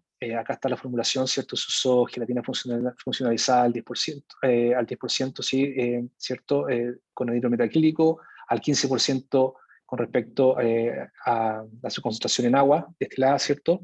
Presencia del surfactante y también presencia del fotoniciador, y con una ventana de tiempo de 20 segundos. Y acá lo importante en esta prueba se hizo en Israel. Tu colega Juan Pablo Acevedo viajó a Israel, se fue con la biotinta para allá, con la tinta, y probó en esta máquina que tienen ellos ahí, que es básicamente una impresora comercial, ¿cierto? Perdón, que la tienen abierta, ¿cierto?, para hacer pruebas. Y se logró, ¿cierto?, luego de algunos ajustes, lograr tamaños de gotas muy replicables a lo que ellos logran con materiales sintéticos. ¿Cierto? Y tampoco se observó, claro, hay algunas formaciones de filamentos, pero finalmente se logró generar gotitas bastante discretas, que son muy pequeñitas, estamos hablando de los picogramos, picolitros, ¿cierto? Muy pequeñitas, que logran esta solución de micrones, básicamente, ¿ya? Acá se puede ver que se probó sobre esta placa donde se deposita estas gotitas. Acá está el cabezal de la impresora, que iluminan, ¿cierto? Y a medida que van cayendo, y se van fijando sobre la superficie. Acá pueden ver ustedes que se hace una comparación entre el material sintético, cuya formulación no la tenemos porque es secreta, es básicamente la tinta que ellos comercializan con su impresora para generar constructos que son plástico, básicamente un material sintético. Y lo comparamos con esta gelatina, con esta biotinta, ¿cierto? Gelatina salmón, esta formulación, donde se ven resoluciones bastante similares, ¿cierto? Y acá también se puede observar, como referencia, que hay una regla donde hay 1 centímetro acá, se puede ver de que hay una resolución bastante importante. Junto a esto, acuérdense que la idea de una biotinta es que pueda imprimirse en presencia de células, es que también se agregaron algunas células, ¿cierto? Modelo. Y se observó, ¿cierto?, la presencia de ellas una vez impresas. Se evaluó también la viabilidad celular en este constructo que se logró fabricar a las 24 y a los 8 días, y se ve, claro, hay un número importante de células muertas, que son las rojas, ¿cierto? Las verdes, estos son marcadores, ¿cierto? Las verdes son las células que están vivas, las rojas están muertas. Se cree que se debe que hubo un proceso de deshidratación, pero luego de las 24 horas, perdón, luego de 8 días, ¿cierto?, de cultivo, se pudo observar de que primero este cuadrado que está aquí, ¿cierto?, que es la letra D, es una capa impresa, ¿cierto? Se ve que hay un número importante de células vivas, y luego la letra E se observa que son capas que están superpuestas, y por eso se ve un mayor nivel de actividad de crecimiento celular. Y la F sería un corte, ¿cierto?, transversal, vertical, donde se puede ver de que hay una distribución pareja de células a lo largo de todo el constructo. Resumiendo, entonces, tenemos, al parecer, una gelatina que tiene un potencial interesante, ¿cierto? Tendría un comportamiento newtoniano, una baja viscosidad, llegaríamos a valores de tensión superficial equivalentes a lo necesario, tendría una estabilidad post-impresión y sería biocompatible. Estos resultados fueron publicados en parte, ¿cierto?, en colaboración con colegas de diferentes grupos y también instituciones. Esta última parte que yo les mostraba de las últimas pruebas de la biotinta, en particular, estas pruebas de formación de gota, eso todavía no se publica. Esto se patentó también. Lo interesante acá es que se intenta cubrir el patentamiento considerando especies de agua fría, no solamente salmón, sino de otras especies para este tipo de aplicaciones. Está en proceso, ha sido difícil responder a algunos peritos, pero al parecer estaría en vías de ser concedida. También esta tecnología se presentó en un viaje que tuvimos a Boston. Yo me colé ahí a una universidad de Harvard, fueron a un instituto de células madres, y conversamos sobre esto, y generó interés, dado que ellos tienen modelos celulares para generación de piel y están buscando diferentes tecnologías de bioimpresión. Y les interesó esta biotinta. Una chica de la universidad hizo una pasantía de algunos meses allá y probó con éxito que era viable poder bioimprimir con esta biotinta. Y esto también permitió, ¿cierto?, generar contacto con algunas empresas. Y hoy en día esta spin-off que se llama Cell4Cells, como les decía al principio, tiene disponible en su portafolio de tecnología esta marca que le puso, ¿cierto?, que se llama InkCure, que sería esta biotinta para bioimpresión. La idea obviamente que es eventualmente comercializar esto, ¿cierto?, en volúmenes muy pequeñitos. Hay empresas que lo hacen ya con otras formulaciones, o eventualmente licenciar esto a una empresa mayor. En eso se está conversando ahora, se está trabajando con Rousselot, o sea, con conversaciones con Rousselot, que es una empresa que fabrica gelatina hace mucho tiempo para uso alimentario y ahora entró al campo biomédico, y también con otras empresas como esta otra norteamericana que vende soluciones de bioimpresión a otras empresas, que se llama Acron.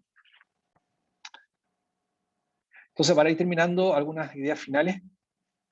Es interesante que el mecanismo, ¿cierto?, que nos permite explicar la diferencia que hay entre las propiedades mecánicas entre una gelatina de un origen y otro, ya se entiende bastante bien. Sabíamos que macroscópicamente hay diferencias, que hay diferencias en hidroxitolina, pero no estaba tan claro el mecanismo de cómo estas diferencias en aminoácidos, ¿cierto?, tienen un impacto a nivel molecular, y sabemos ahora que la triple hélice y la formación clave en la estabilización de esta gelatina. También que la modificación química de la gelatina permite, ¿cierto?, en particular la producción de gelatina metacriloil, permite tener bastante control sobre el desempeño mecánico que puede tener este material y su estabilidad, dependiendo, como les decía, del nivel de funcionalización que podamos lograr.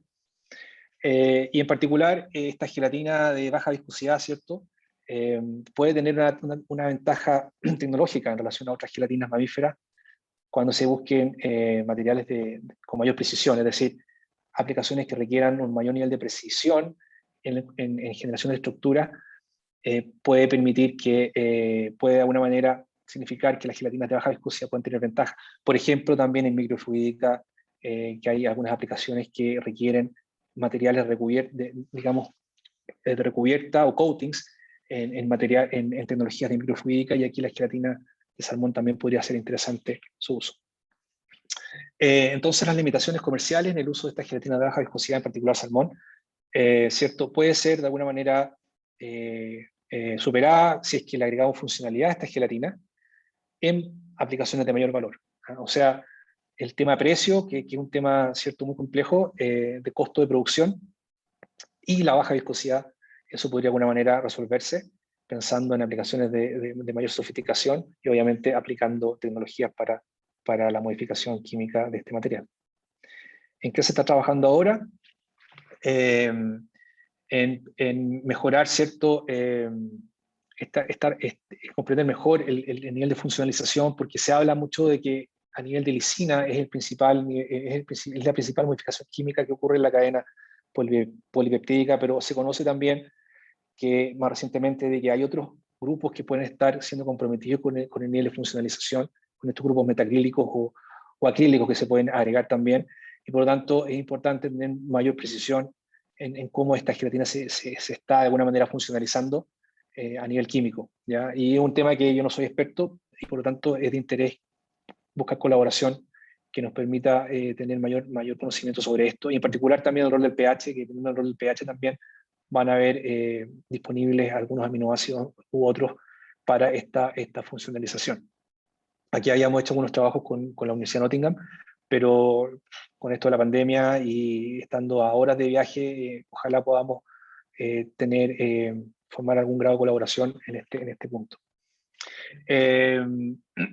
También un tema importante que a mí en lo personal me interesa, que voy a buscar desarrollar, es tratar de entender, ¿cierto?, hasta qué punto el entrelazamiento físico en gelatina, es decir, esta formación triple hélice, puede tener un impacto en la modificación química y eventualmente en esa propiedad macroscópica mecánica que yo busco. Es decir, si yo entrecruzo y mantengo esta gelatina totalmente amorfa, sin estructura, y entrecruzo voy a tener una mecánica igual a si, por ejemplo, yo envejezco el gel, tiendo a favorecer la formación triple hélice y luego entrecruzo.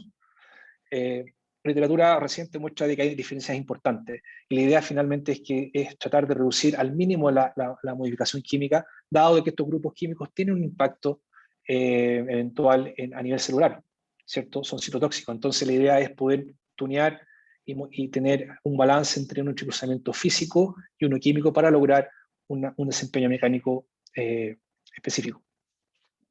Y también estamos explorando el uso de otros fotoiniciadores, por ejemplo, naturales, que permitan generar algún grado de entrecruzamiento, evitando el uso de estos fotoiniciadores que pueden ser bastante complejos desde el punto de vista de su citotoxicidad, como es, por ejemplo, Igracur, que yo les comentaba recién, que se usa en baja cantidad, pero si logramos reemplazarlo por otro natural, ¿cierto?, es mucho mejor. Solo mostrarles el grupo de trabajo. Esta es una foto bien antigua. Aquí Paulo sale muy joven. Paulo está ya muy viejo ahora. Yo para qué decir. Pero igual era la foto que encontré del grupo. Muchos de ellos siguen trabajando con nosotros. También me gustaría destacar el apoyo que hemos tenido a nivel de la Oficina de Innovación de la Universidad para poder contratar empresas, ¿cierto? Y en particular también de un consejero, ¿cierto?, que es de la industria salmonera, que nos ayuda en poder articularnos con la industria, desarrollar proyectos, etc. Nuestra red de colaboradores nacionales e internacionales, que también es muy importante, financiamiento Fondesit, Fondef, hemos hecho algunos viajes con programas de cooperación internacional y obviamente que Corfo. Finalmente, agradecer también, es importante destacar todo el trabajo que ha hecho de Ser4Sales, Juan Pablo Acevedo y Alessandro Saupa. Él ahora está trabajando en la Universidad Católica, un postdoc italiano que estuvo con nosotros, que ayudó a desarrollar esta tecnología biotinta. Nosotros colaboramos más del lado de la producción del material y caracterización, y todo el tema biológico fue desarrollado por Juan Pablo. Eso es, muchas gracias. ¿Preguntas? Bueno, muchísimas gracias, Javier. Realmente muy interesante. Por honor a tiempo, voy a priorizar. Discúlpenme, estudiantes, el profesor Romy me ha pedido tener la primera palabra él para su primera pregunta porque tiene que retirarse, así que les pido por favor que esperemos esta pregunta y luego les doy la palabra a ustedes. Gracias. Gracias, Ana. Y bueno, muchas gracias, Javier, por la charla del día de hoy. Más que preguntas técnicas, entendiendo que acá están los alumnos del doctorado también, y aprovechar tu experiencia como investigador, hacerte algunas consultas más, no sé, no filosóficas, pero sí como ayuda a la futura carrera de los chicos, que para mí es lo más importante en este caso, más que lo técnico propiamente tal. Tú dijiste que lo que llevas avanzado ya con todo esto viene desde el fondo de sintetización, para que se entienda a lo que voy. Tú partes de la ciencia base hasta la aplicación y ya llegar a la innovación. El camino recorrido no es corto en términos de tiempo. Aprox. ¿Cómo se da eso? ¿Cómo partes tú con la idea y finalmente con lo de la tinta? ¿Es algo que sea en el camino? ¿Tú visualizas desde el inicio una investigación de ciencia base para proyectarla a algo, o esto avanza hacia el camino que te lleve en base a la conversación con colegas, en base a los mismos resultados? ¿Cómo ves esta investigación particular desde su origen hasta el punto en que está ahora?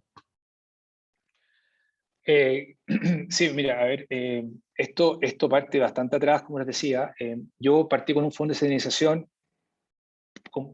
mirando procesos de relajación entálpica. O sea, estamos viendo un material sólido. Me interesaba, bueno, siempre me interesó la gelatina salmón, dado que es un biomaterial, es un polímero de muy buena calidad, consistente, se puede obtener, como decía, durante todo el año, y la verdad que han habido muchos trabajos en gelatina, pero creo que siempre pensé yo de que es un material muy subutilizado, y pensando en el reemplazo de otros en la industria alimentaria, muy poco viable. Hay que pensar pensaba yo en otras aplicaciones, pero yo me centré en un proceso bastante básico de transformación, de estabilidad mecánica de un material como la gelatina. Así partió, o sea, nada de biotinta, nada nada biomédico, sino que básicamente comprendamos este material, este problema me parece interesante, creo que vale la pena explorarlo. Ese fue un fondo de sintetización. Luego, claro, viene la idea de poder expandir esa idea a través de colaboraciones internacionales. O sea, es muy importante pensar en no quedarse si tú me preguntas en términos cómo abordar esto en base a la experiencia, de decir, bueno, aquí hay que buscar opiniones, hay que interactuar con otros. yo trabajaba con Fernando Osorio, ¿cierto? Él tenía experiencia en gelatina, Fernando el profesor de los H. Pero todo el tema, digamos, polimérico, de cómo estudiar un material alimentario, pero aplicando ciencia de materiales, eso fue algo que yo aprendí en el doctorado, a un cierto nivel, ¿cierto? Pero claramente que yo necesitaba seguir abordando esto con enfoques complementarios y con experiencia de personas que sabían mucho más que yo. Entonces, yo creo que un primer mensaje es que hay que exponerse lo que uno esté desarrollando, abrirlo, y que otros colegas puedan de alguna manera opinar de manera abierta. ¿Ah? Eso es muy importante. Bueno, en los USACH, yo trabajé un tiempo en los USACH, seguimos trabajando en esto, más con un fondo, ¿cierto? Pero fue el cambio cuando vine acá a esta universidad, donde por el contexto de la facultad donde yo me inserté, que es la Facultad de Medicina, es que empezamos a hablar de otras cosas. Y eso es clave también. O sea, es muy importante tratar de interactuar, ¿cierto?, con colegas de otras disciplinas. Es muy importante, dado de que hay visiones diferentes, hay enfoques distintos, hay necesidades diferentes. O sea, este tema de la necesidad de órganos, para mí nunca fue tema. Esta idea de decirte que la bioimpresión es una necesidad que requiere I+D y una actividad de investigación y actividad mundial para resolver esta necesidad, tampoco fue tema. Fue algo gradual que se dio a través de conversaciones que fuimos teniendo.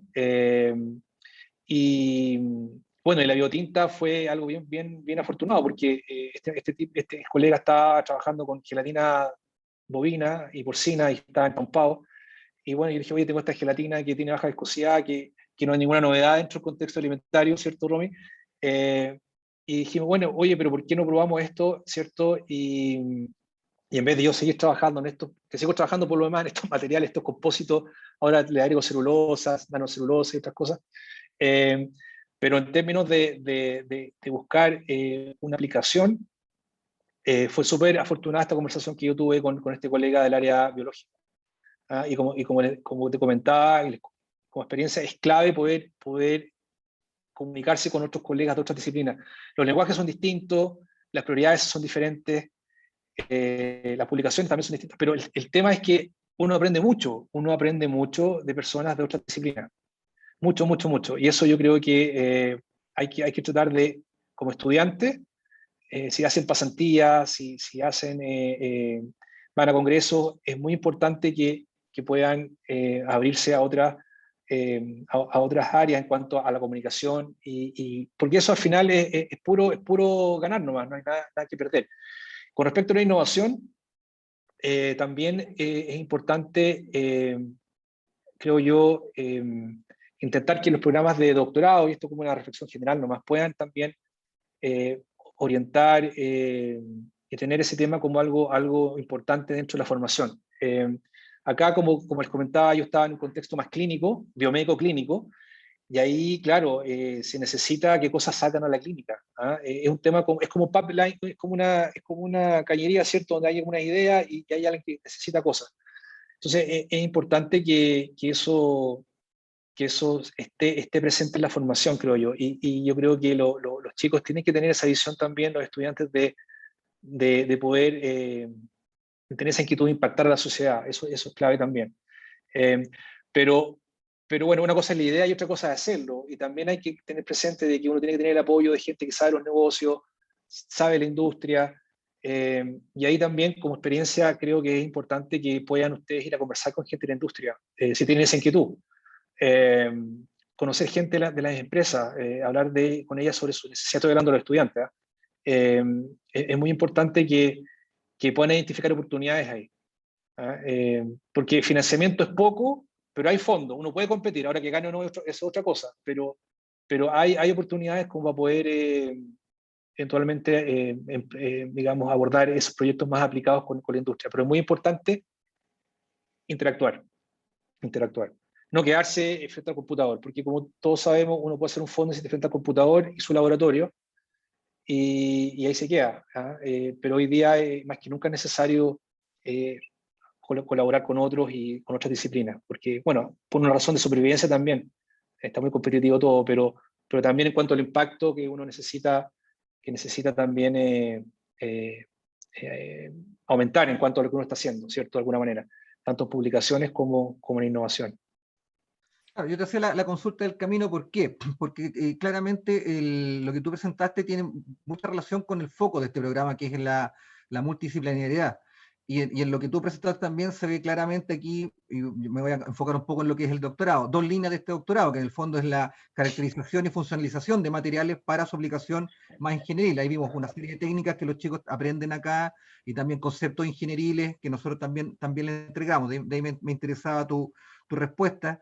Y lo otro de lo multidisciplinario es que, claro, en un momento X de este camino, tú ves unas desventajas del material, pero esa desventaja se convierte en una oportunidad que también es súper relevante. ¿Por qué? Porque a nosotros nos pasa mucho que a veces nos apasionamos, y nos apasionamos con lo que hacemos, pero no es la idea quedarnos así como caballito de batalla con el tema cerrado, sino que abrirnos.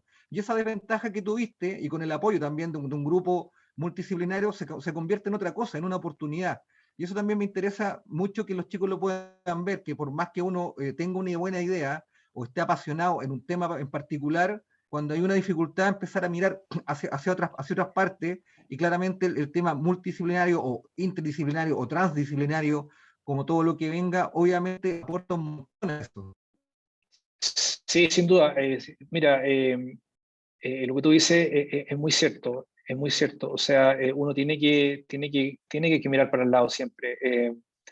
Es una necesidad. Hay que hacerlo, hay que hacerlo. Y acá esto fue afortunado, como les comentaba, fue una reunión que tuvimos y algo que se veía muy poco viable técnicamente para mi colega, luego de que conversamos sobre este material, fue algo bastante importante. Entonces, no sé qué tan lejos estamos de que esto eventualmente se licencie o alguien lo ocupe, pero el hecho de que es algo competitivo a nivel mundial en términos de que no hay mucha competencia, es una línea de trabajo que está muy activa, es decir, no está resuelto todavía, que generó interés en universidades como importantes de afuera, y como les digo, bueno, es una oportunidad es una dificultad que lo aprovechamos como oportunidad, como tú dices, Romy, pero hay que tener ahí viendo lo que tú dices formativo, hay que tener cierta racional en abordar este tipo de problemas. Uno puede tener mucho entusiasmo, pero hay cierta racional que hay que seguir en el desarrollo, en la prioridad de temas que hay que abordar primero, las técnicas que hay que tener, ¿cierto? Analítica, un diseño experimental robusto, y el tiempo y el financiamiento. Entonces, el tema formativo, el tema formal es muy importante, sobre todo un doctorado en ingeniería que tiene obviamente un cierto orden en cómo este tipo de proyectos se puede abordar. Es muy importante, porque si no uno empieza a disparar para todos lados. Si fuéramos puros biólogos, chuta, yo no sé, puros ingenieros, quizá el tema biológico nunca habrá llegado. ¿Te fijas? Entonces, eso es lo importante, tener un cierto orden, y ahí viene el lenguaje, hacerse amigo de alguien un poquito para tomarse un café, y ver cómo poder ordenarnos para que en este caso ambas disciplinas, pudieran conversar bien. Bueno, muy bien, súper, muchas gracias por este intercambio Muchas gracias, tan... Javier, y bueno, me despido de todos, lamentablemente me tengo que retirar, tengo un compromiso, así que nos vemos. Bueno, Javier, ahí estamos conversando, sabes que... Sí, oye, muchas gracias, Romy, disculpa que me atrasé un poquito la presentación. No te preocupes, ahí estamos en contacto, Javier. Chao a todos, gracias. Chao. Bueno, no era tiempo, le pido que hagan las preguntas a los dos estudiantes que están levantando su mano, que eran Carolina y Fernando, ¿cierto? ¿Sí? ¿Carolina? Sí, Carolina. Ok. ¿Aló? Y el resto, bueno, se puede conectar luego. Yo, Fernando. Dale, Carolina. Ya. Bueno, muchas gracias, profesor, por esta exposición. Yo a usted lo ubicaba por otros artículos y también porque ha habido un seminario hace poquito de la Universidad de los Andes. También me gustó mucho lo que acabo de decir, porque al menos en mi proyecto de doctoral que estamos planificando con mi profesora, digamos, nosotros trabajamos digestión in vitro, pero postulamos ver esta digestión in vitro para personas con trastornos. Entonces, directamente nos estamos metiendo en lo que es biomédica y tenemos cierto temor. pero agradezco mucho lo que recién dijo porque me dio como la fuerza para seguir en este desafío. Ya, mi pregunta va específicamente a lo que es alimentos. Usted dice que ya estos colágenos de lo que es como de matrices de, digamos, de animales del océano, tienen menor viscosidad. Eh, ¿Usted me podría decir como qué pruebas existen estas matrices en alimentos, como en jalea, gelatinas? Digamos, ¿existen diferencias demasiado distintas como con las de origen bovino o de mamíferos? Más que nada, que a mí me gusta bastante el tema de la degustación de los alimentos y también si es que es fácil prepararlo o no. Gracias por tu pregunta, Carolina. Por lo demás, cuando quieras, tú puedes venir a la universidad, obviamente estás invitada. Acá estamos implementando algunos protocolos de digestión también, por si te interesa eventualmente conocerlos. Así que estás invitada cuando tú quieras, si así lo necesitas. Bueno, yendo a tu pregunta, en general, a ver, las gelatinas que yo mencionaba son de agua fría, ¿ya? Las gelatinas de agua cálida, por ejemplo, como el atún, tienen viscosidades o propiedades viscoelásticas más similares a las mamíferas, ¿ya? Y eso tiene que ver, como decía yo, a diferencias principalmente de prolina y hidroxiprolina, y un tema propio de cómo el colágeno está estructurado en cada una de estas especies. La gelatina, por ejemplo, el salmón, realmente se puede perfectamente en alimento. El tema es que hay que tener claro qué tipo de aplicaciones. A lo mejor puede ser en una bebida, puede ser en algunos líquidos donde tú quieras generar cierta textura, pero esta gelatina no va a formar estructura sólida o elástica a temperatura ambiente. O sea, no vas a tener, o tú no vas a tener esa sensación de melting si lo consumes porque ya va a estar líquida. O sea, se puede usar en diferentes formulaciones, sí, pero va a ser un material que puede generar una cierta viscosidad. Ahora, el punto es que la gelatina de pescado como esta, en general el costo más caro. A ver, en alimentos siempre ha estado la inquietud de reemplazar la gelatina por un tema de costo, mamífera o no mamífera. Siempre se ha buscado reemplazarla por polisacáridos, ¿ya? Por ejemplo, la celulosa, los almidones, para generar esa textura que se busca. Las carragininas, etcétera, etcétera. Entonces, aeginatos también, bueno, una serie de hidrocoloides, ¿cierto? Pues son comparativamente más económicos como ingrediente. Entonces, no tiene mucho sentido intentar usar una gelatina como esta, creo yo, para un uso alimentario donde no va a generar una estructura de interés, ¿ah? Ni una temperatura de fusión de interés, que sí puede suceder, por ejemplo, si tú quieres reemplazar grasa o material digamos, altamente calórico por alguna gelatina para generar una textura como de melting de una grasa, digamos, como chocolate. Pero si vas a tener un material con un cambio de viscosidad bastante sutil, es preferible que se use algún polisacárido como espesante, ¿ah? Y no necesariamente una gelatina de pescado como esta. Esa sería como mi Perfecto. opinión. Entonces, usted, o sea, me acaba de salir otra pregunta, porque usted Sí. puede decir que esto se podría usar como reemplazo de grasas malas, que yo he visto que hay varias tecnologías nuevas que están haciendo para poder reemplazar las grasas malas presentes en los helados, en las mantequillas, en todo ese tipo de cosas. Sí, pero me refiero yo que ahí tendría que ser probablemente una gelatina de origen mamífero, Ah, perfecto. o de pescado de agua cálida. Pero ahí está mi duda, vuelvo al tema del precio. Acuérdate que la industria alimentaria margina muy poquito y siempre está usando ingredientes con el menor valor comercial posible como costo. Entonces, por eso la industria tiende a utilizar polisacáridos para reemplazar grasas incluso, antes que gelatinas. Y si usa gelatina, va a usar una gelatina más económica, que es la de bovino probablemente, antes de usar una de pescado. Entonces, por eso, si uno hace una planilla en un proyecto de inversión y hace una evaluación económica en Chile para producir gelatina para uso alimentario, generalmente no dan negocio. Y por eso en Chile no se ha hecho, porque no somos genios nosotros para que nada darnos cuenta de producir gelatina de piel. Esto se ha evaluado o de hueso, o de cola, o de escama, que nosotros incluso lo hemos evaluado en el laboratorio. Es un tema, yo creo que más que técnico es económico, porque en Chile no se ha desarrollado una industria de gelatina para uso alimentario, pero sí podría haber una industria de gelatina para otros usos, en donde tú puedas generar ingredientes de mayor valor o funcionalidad que te permita llegar a un mercado donde te pueden pagar más por ese material. No sé si me explico.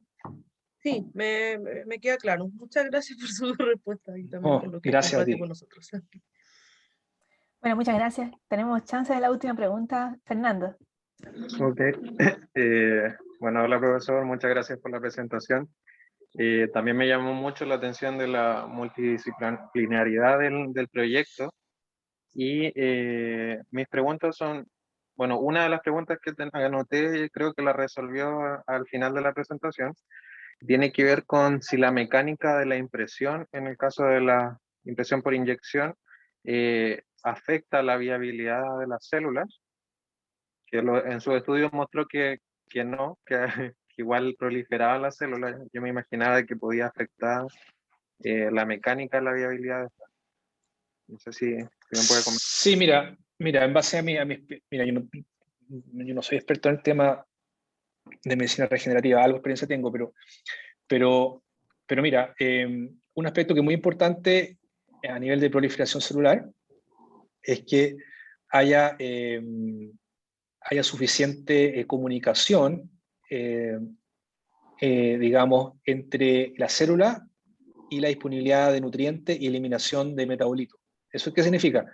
Que el entorno de la célula, si la célula está dentro de un constructo muy sólido, puede dificultar que los nutrientes, porque la célula tiene que vivir, ¿cierto? Necesita nutrientes, puedan estar disponibles porque las costillas muy altas o precisamente no llegan. Y al mismo tiempo, si la célula genera metabolitos, estos metabolitos tienen que de alguna manera moverse dentro del constructo, pero principalmente el acceso también acceso a gases, oxígeno, CO2, qué sé yo. Entonces, si tú tienes un material muy rígido, porque tú generaste un material mecánicamente muy sólido, de mayor densidad, probablemente te va a dificultar la proliferación celular, porque no vas a tener suficiente espacio para que la célula pueda metabólicamente vivir, ¿ya? Ahora, hay células que a mí me sorprende esta cosa, porque yo siempre aprendo de mis colegas, tienen mecanosensores. ¿Qué significa eso? Que si tú tienes, por ejemplo, una célula que tiene, asumiendo que tiene un espacio tridimensional adecuado, que tiene disponibilidad de nutrientes, todo lo demás, y tú lo único que cambia, que tienes tú un poro donde el poro es más rígido o menos rígido, eso te puede promover una mayor proliferación celular. La célula es capaz de sensar la mecánica del entorno, porque tiene mecanosensores, es decir, tiene metabolitos que emite y es capaz de sensar. Eso es sorprendente, para mí por lo menos, la mecánica de su entorno. Entonces, si tú quieres, por ejemplo, promover la proliferación de células hacia formación de hueso o hacia formación de un cartílago, de un tendón, donde tú quieres que cierto tipo de células genere una mecánica determinada y por lo tanto las células tienen que diferenciarse hacia un tipo de célula. Generalmente esto se hace con células madre, que son estas células que son pluripotenciales, que se supone que pueden irse a diferentes tipos, pueden ser transformarse en célula de hueso, célula muscular, célula adiposa, y dependiendo de su entorno se diferencian y proliferan. Entonces tú puedes de alguna manera promover la diferenciación primero hacia un tipo de célula y luego su proliferación a través de cierta mecánica que tú puedas inducir a través de un andamio o un constructo que así lo permita. Pero volviendo a tu pregunta inicial, si esto está muy denso, que uno puede decir, esto es interesante por ejemplo, para generación de tejido muscular, porque es más rígido, qué sé yo, voy a promover esta proliferación, es probable que suceda lo contrario porque no hay suficiente, digamos, espacio para que los nutrientes puedan difundir. Eso igual va a estar limitado por las propiedades reológicas de la biotinta que necesitemos. Claro, pero recuerda que esto se imprime, o sea, la biotinta está líquida, esto se imprime y a medida que se imprime se solidifica, ¿sí? Se solidifica por la acción de la luz UV. Entonces, si tú tienes, por ejemplo, ¿sí? De ahí nace mi otra pregunta que tiene que ver, Sí. que pensando en que los andamios generalmente las pruebas que se realizan en vivo se hacen a través de procedimientos quirúrgicos. No sé si ustedes han probado con métodos de entrecruzamiento que no sean con UV o con temperatura que puedan realizarse en vivo, por ejemplo, para la inyección de estos geles y que puedan entrecruzarse dentro de los animales. Sí, muy buena pregunta. Eso se está haciendo. Se está desarrollando un scaffold inyectable para lesiones en rodilla, pero la idea es que igual se ilumine in situ. Es decir, claro, yo te había comentado que estamos trabajando, por ejemplo, con Río Flavina. Mira, en gelatina hay trabajo, sacamos un paper sobre eso, sobre un coating que lo estabilizamos con Río Flavina, que en presencia de azúcar reductores, por ejemplo, y riboflavina como fotoiniciador, tú puedes de alguna manera promover un grado de cruzamiento de la gelatina. Y riboflavina, y en presencia de luz visible, o sea, luz azul, en 450 nanómetros, 480 nanómetros, la luz UV está como 400. Entonces, la idea es poder aplicar esto, por ejemplo, en un alimento, aplicar este coating como esta película comestible y fijarla con luz visible. Entonces no hay riesgo para el operario, que no se vaya a rayar el operario con luz UV y una serie de consideraciones. Y también usando un fotoiniciador natural, que finalmente es una vitamina, la riboflavina. Pero el tema es el siguiente. Tú no generas la mecánica tan robusta como si tú la generas con una funcionalización, por ejemplo, generando gelatina metacriloil y un fotoiniciador sintético y luz UV, que energéticamente es mucho más fuerte, y también estás promoviendo una polimerización a través de la formación de radicales, que es mucho más rápida y más agresiva en términos del proceso que está sucediendo. Entonces, este scaffold inyectable se inyecta, pasa por la jeringa con células, con condrocitos se llama, son células que son propias de articulaciones, digamos, para generar tejido, y se deposita en una zona y se ilumina en la zona con luz UV. No hemos conocido todavía alguna luz que la pueda reemplazar, porque se requiere un nivel de entrecruzamiento importante para generar esa mecánica que es la que favorecería. ¿Sí? A través de un entrecruzamiento químico podría ser Sí, claro. alguna reacción. Muchas gracias, profesor. Es eso, sí. No, gracias a ti.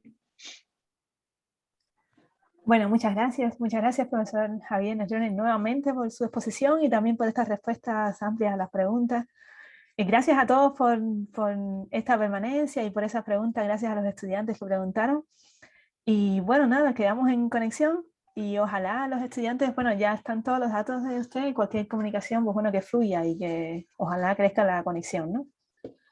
Gracias a muchas todos. gracias a ustedes por la invitación. Bueno, buenas tardes. Chao. Estén bien, que tengan Que estén muy bien. tarde. Muchas Chao, chao. gracias. Chao. Chao, chao. Gracias. Chao.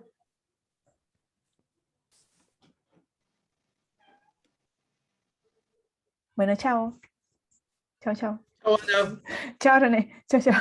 Nos pasamos un poco en tiempo hoy.